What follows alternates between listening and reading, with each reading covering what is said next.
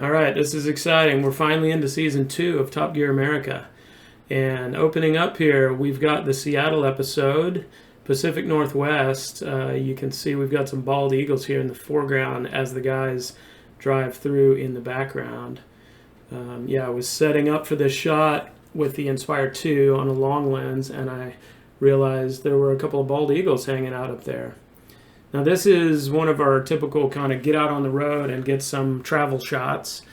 There's Jethro driving the Rolls Royce, and I basically just set up on this road and grab what I can as they come through. Now here come the other guys. And you'll see towards the end of the shot, this house down here on the left, which I never got close to, never lingered around. That guy came out and very angrily kind of harassed me while I was trying to get these shots, demanded to see my license and all my, everything. And we had some words because he was in the wrong. But you got to be as friendly as possible. But I was literally standing there trying to grab those shots with this guy being super aggressive and angry with me. Anyway, then I set up on this amazing lake and did the same thing again, try to get some good travel shots. So for shots like this, you're avoiding wires. You see the wires all over the place. You're also avoiding other traffic. You got to really scout for cars, make sure you're not anywhere near any other oncoming traffic or cars that might have been behind him, and try to carry that shot out and away. So I always try to lift up and away at least a bit. There's Brandon working hard. Not let's go Brandon, but the good Brandon. And here we are in the Olympic National Forest. I've got the QAV Cine going here with a naked Hero 8 on it. And I've actually posted this shot several times. This was an Instagram shot. It's just so cool cruising through these rainforests. And this is not color corrected, so these get better from here, but this is the raw stuff. So you see what I was doing, just getting some cool rainforest shots, and then you can kind of see how we're set up and what we're up to. Now at this point, you see right ahead there is me in front of that car, and they're grabbing me by the shoulders and trying to move me out of the way while I'm trying to fly, which really disoriented me. It's a very hard move to have your body moved around while you're trying to fly like that, but we ended up pulling it off. Now that's Jamie, that's our EIC, walking to set. Some other folks getting some shots. Okay, so coming up here, I'm going to show you how I get some of these car intro shots. Basically, you will see, hopefully, some of these shots in the show where I do these reverse reveals on the car. What you do is you actually fly it forward. You try to get the car in a good frame, I'm going 60 frames, so you can slow it down later. Then you make your move forward and keep going, because what's going to happen here is we're going to reverse this shot and play with the speed a little bit. So now we go, whoop, here comes, this is how it might play in the show. And then you slow down because it was 60 frames, so we've got this nice slow-mo to show the whole car. So I'll show you how we do it on a couple of other cars. And yes, you can imagine it's a little bit nerve-wracking flying through a car that expensive.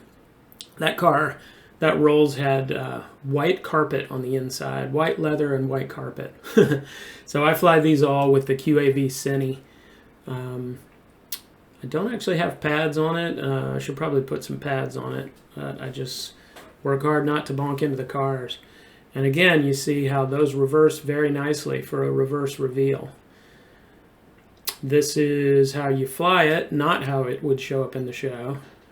And then I go off, try to do something interesting, because when you reverse that, here comes the reverse. This is how it might look in the show. There's the car. And you can see how we have a lot of distortion around the edges of the frame. They will correct that with lens correction, but it would be better if I was just in linear mode to start with.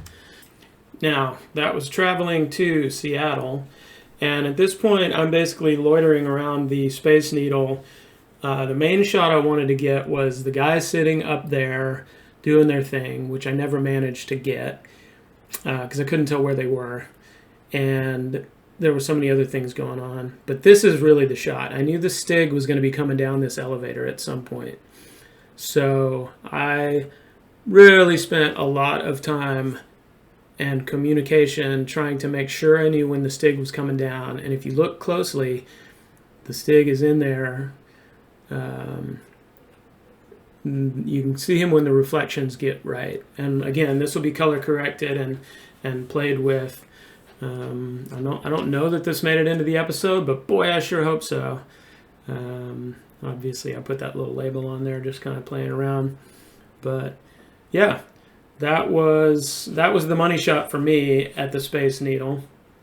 And there's a little quick grab of the Stig taken off, but this is what I did also, hoping to get some FPV in there and taking advantage of the fact that I was legally permitted to fly at the Space Needle.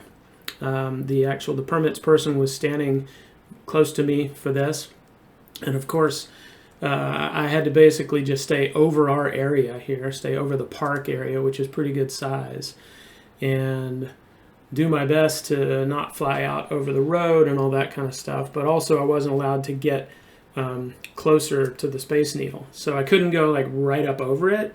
Could just kind of go near it. So I'm trying to frame a shot here. This is with the BangGod, and do some interesting moves.